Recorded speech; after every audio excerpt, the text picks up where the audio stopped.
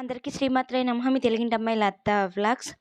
ఈ కార్తీక మాసంలో మన హిందూ సాంప్రదాయాలు బట్టి దేశంలోని శివభక్తులు కార్తీకలోని ప్రత్యేకమైన పూజలు, అభిషేకాలు, హోమాలు, రుద్రాక్ష పూజలు అన్నీ చేయించుకుంటారు కదండీ!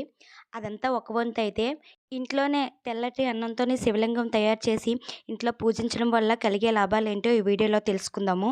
తెల్లటి అన్నాన్ని శనగపప్పు వేసి పాయసం కింద తయారు చేసి మన ఇంటి విలువేలకి ఆ ప్రసాదాన్ని నైవేద్యంగా పెట్టి ఆ ప్రసాదాన్ని మన ఇంట్లో వాళ్ళందరూ సేవించి ఆ ప్రసాదాన్ని నలుగురికి దానం చేయడం వల్ల ఇంట్లో వాళ్ళకి ప్రేమ ఆప్యాయతలు పెరుగుతాయి. దానితో పాటు ఐశ్వర్యం సిద్ధిస్తుంది.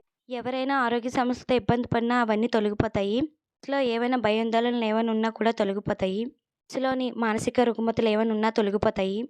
ఎవరైతే తెల్లటి అన్నాన్ని శివలింగం కింద తయారు చేసి పూజ గదిలోని అలంకరించి పూజించడం వల్ల స్వామివారిని పూజించి పారే ప్రవాహ నీటిలో వదులుతారో ఆ ఇంట్లో ఆర్థిక సమస్యలు అంటూ ఉండవు. ఆర్థిక సమస్యలు ఎప్పుడూ ఆ ఇంట్లో తలెత్తవు.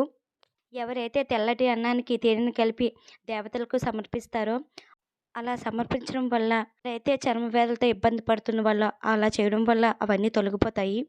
ఎవరైతే తెల్లటి అన్నానికి తేనెను కలిపి పంచదార కలిపి కొబ్బరిని కలిపి ఆ అన్నాన్ని మన ఇంటి విలువేల్పు దేవునికి సమర్పించడం వల్ల ఆ ప్రసాదాన్ని దేవతలకు సమర్పించి ఎవరికైతే దానం చేస్తారో వాళ్ళకి అనారోగ్య సమస్యలు ఏమైనా ఉన్నా కూడా తొలగిపోతాయి.